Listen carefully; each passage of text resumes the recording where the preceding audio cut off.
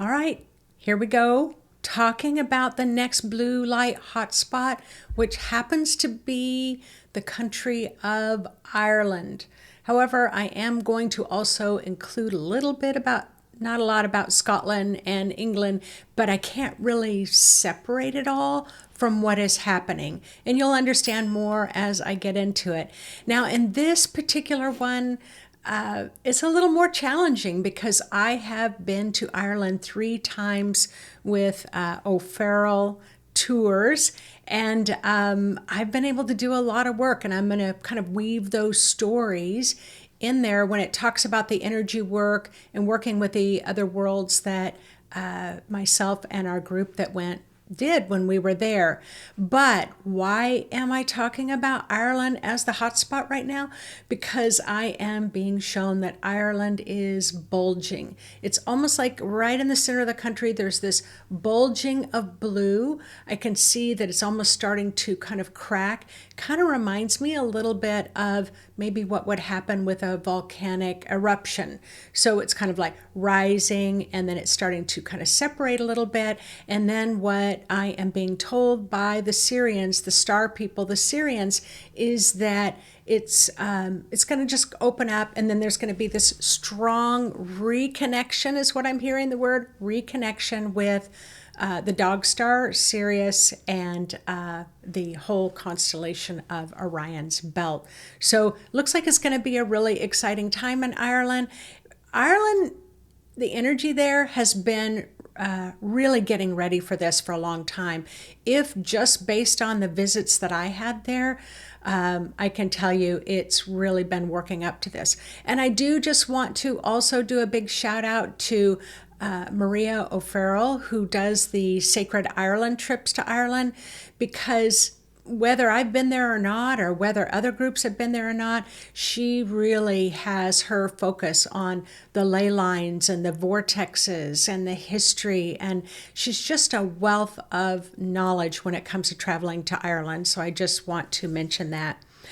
So it's got this bulging light. I was totally surprised to see this kind of light beam going straight up to Sirius. I was really surprised because what we've been doing so far along the way, there hasn't been that kind of connection up. So we're going to do a little bit more of a deep dive.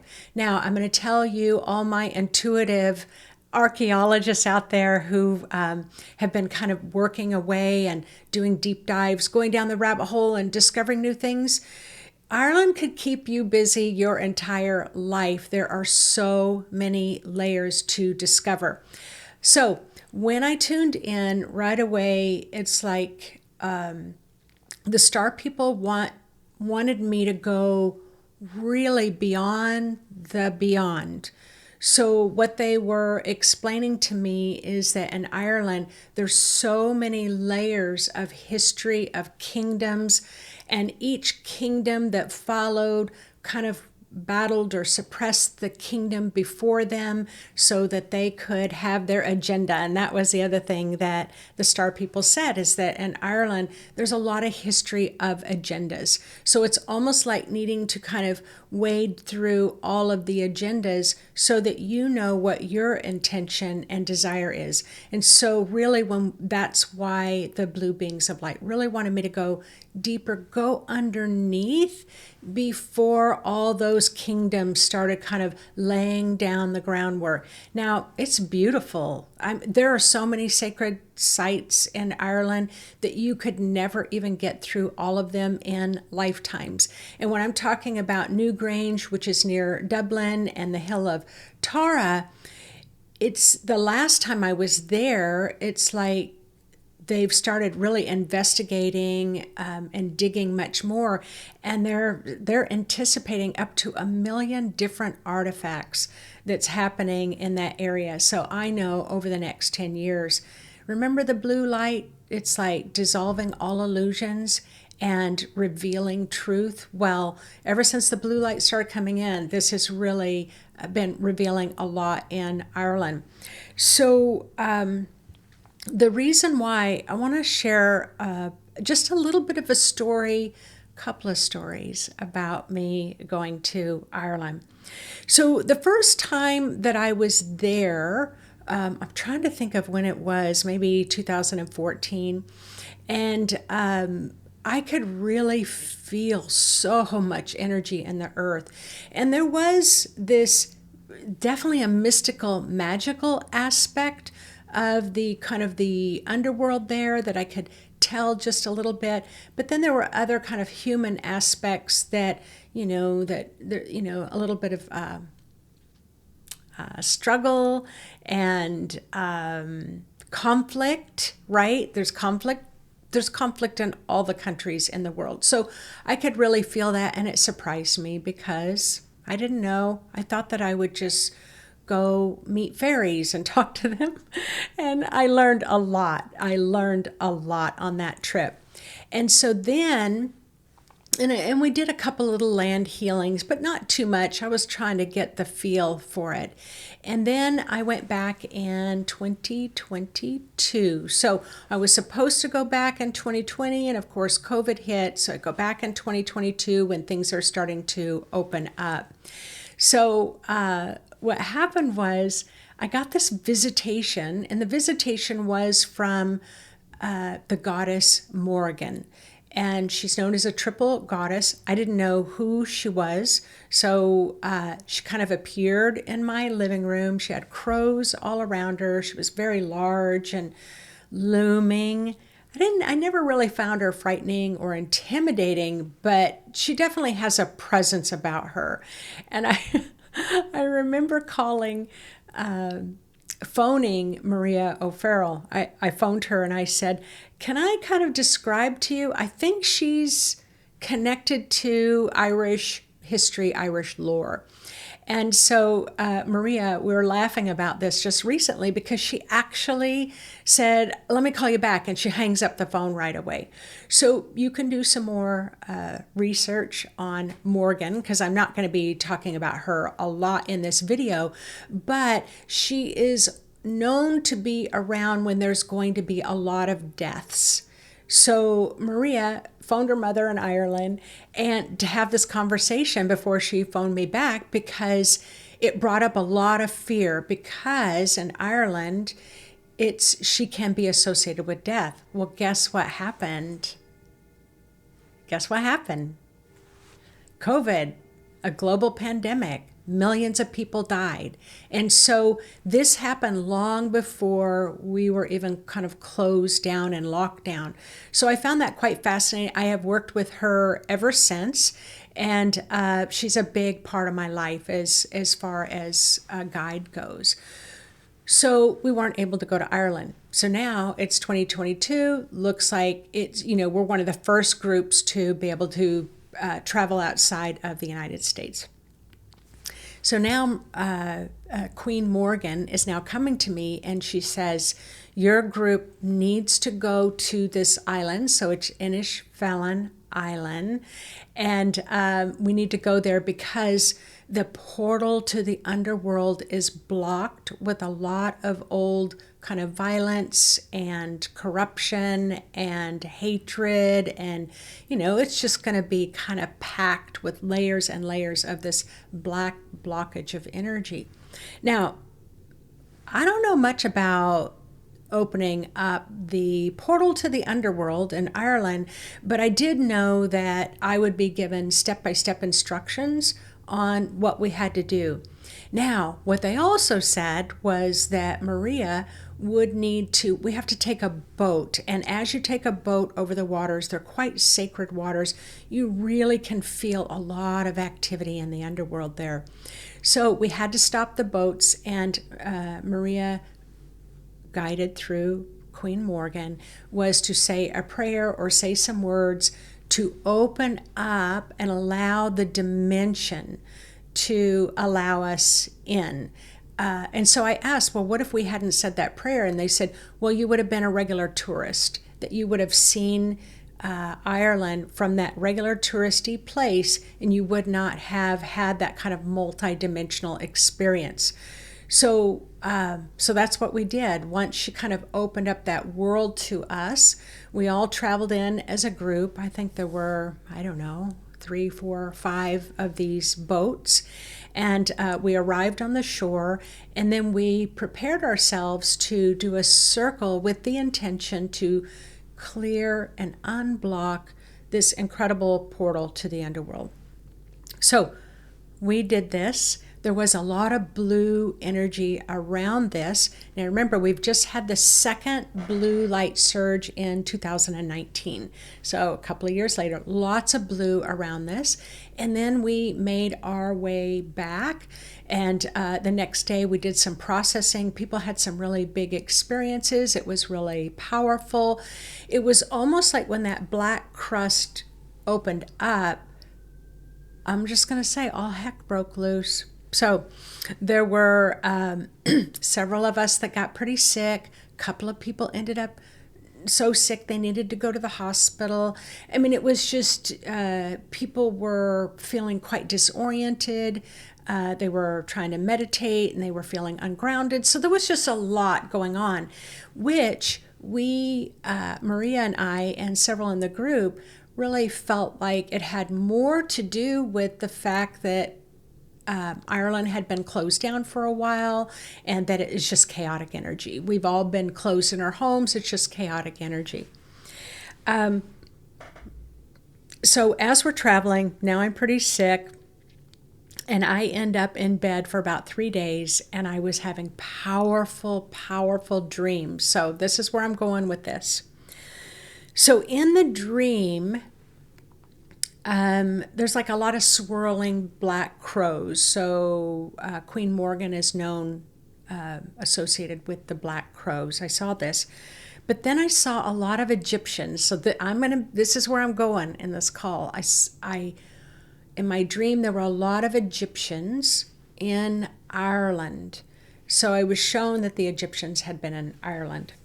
All right. So now I'm feeling a bit better. I'm a part of the tour again. We go to see these different stone circles, the different mounds. There's this archaeologist, anthropologist. And so he's giving a talk about the stones. And then he said, do you have any questions? And I kind of raised my hand. And I said, were there ever Egyptians in Ireland before? And he's like, wow, I cannot believe you just asked me that. So he was able to reveal that. He said, had you asked me that 3 years ago, we probably wouldn't have known the answer to that question. But now, just in the last couple of years, it has been discovered of a young boy found in Egyptian clothes and Egyptian beads, and his bones and where he was buried was about 5,000 years old. So I thought that was quite a great affirmation. And so this blue light that's coming through Ireland right now, as they keep asking me to go a little deeper and a little deeper before all these kingdoms came in, what they're telling me about Ireland, Scotland, and England, that it used to be a much larger land mass, maybe over 100,000 years ago. Again, I don't know whether that's true or not, but I'm just being told by the blue star beings, it used to be a larger mass. It also used to be the place in the world, from what they're telling me, is where that was the underworld, in that area where they lived amongst nature and beauty, where there was the elven people. There were very high kind of nature spirits. The trees could communicate. There were the fairies. There were the little people, the trolls, the gnomes. Like, I have no idea everything that's contained within that underworld. But the way it's explained to me is before humans existed, that whole area was this massive underworld that was very separated from the rest of the world. I'm trying to remember Avalon, The Mist of Avalon. So that's a book and it's also a movie. And so in that, it kind of shows that where in the Mist of Avalon would part and then people could come out and then they go back into the area. So it was kind of like that, where they lived in harmony with nature and harmony with each other. But then what I was told was there were kingdoms that came in to meet, they found the people of the underworld and they wanted to have conversations, because not only were they such beautiful beings, this very harmonious, very kind, very accepting, but they also had a lot of power and they had a lot of magic. And so as other kind of people found them, which was the Egyptians were one group, as they found them and asked if they could share some of the magic with them. So it is shown, you can go look it up, that Thoth, is it Thoth or Toth, came from Egypt and came to Ireland specifically for that reason and remained in Ireland with his family. I don't know for how long. All right. So hoping to get information from the underworld. So there were a lot of groups that came in that wanted to meet them and wanted to find out some of the magical mysteries that were sacred to them. And because the underworld, I don't know, maybe they trusted, I don't know, for whatever reason, you believe in the integrity of people, I guess is what I want to say. So this is what they were explaining to me. And then all of a sudden, it's just like in Ireland and Scotland and England, there were just many, many groups that came from all over the world that wanted to have access to the underworld. So as I'm being told, they had to retreat. The underworld had to retreat. They had to go back into the underworld because it was no longer safe for them to remain where they were. So there was a princess called Scota, Scota, that you can look up. So apparently she was an Egyptian princess. It is understood that she came to Ireland because Thoth was there. There's some kind of altercation that happened. She apparently moved to Scotland. There is a tomb after her death. I wasn't clear if the tomb is actually in Ireland or if it's in Scotland, but they said Scotland got its name from her. So it's quite interesting. I guess, I find this whole thing fascinating. But then there is the Tuatha De Danann. Now, this is a very sacred group that came from above, came from the stars, who came to Ireland. And they may have come to Ireland because, and maybe were always there, because of the sacred underworld that was available. So I'll just share another little story with you. So there's a place, one of my most favorite places in Ireland. So it's called Glendalough. And Glendalough is an ancient forest, and it's an ancient area, also can be known as Druid Mountains, that the Druids would live there in those mountains. So it's quite sacred. So I was there, we just went back in 2023. I was there with my parents and Yvonne, and I was just sitting and meditating outside, and suddenly there'd been this mist coming out of the trees that just kind of suddenly came out. Well, opened up, and I looked up high in the sky, and there was like this golden city floating up there. And I thought, oh my goodness, what am I looking at? And it was just floating up there. It just was the most beautiful place. Like you could see the waterfalls coming off cliffs. You could see these beautiful golden buildings. And the first thought I had was, am I looking at Shambhala? That the place that is known in the Tibetan mountains. There's been lots of books written about it. So I was quite confused. I did send a message. You're going to love this. I sent a message and said, is it all right if I visit? Because I know how to travel in my astral body. And they told me no. They said, we do not want your, I'll just say corruption, your corruption. We don't want your corruption. We don't want your imbalance to affect us. But we're happy to talk with you. But you can't come up here and taint us with all that's going on in the world down there. So I could appreciate that. So I did have a couple of conversations, and people said it really sounds like it's Shambhala. And then Maria came a few days later and said, oh, you may have tuned in to Tuatha De Danann, which was a very mystical, magical place. Now, and it very much could be. And we had access there because the vibration, the frequency is so high in Ireland. It is so high. Like on a normal day-to-day basis, you might have to charge your cell phone. The magnetics is really different. Like sometimes I could go 3 days without charging my cell phone. It was crazy.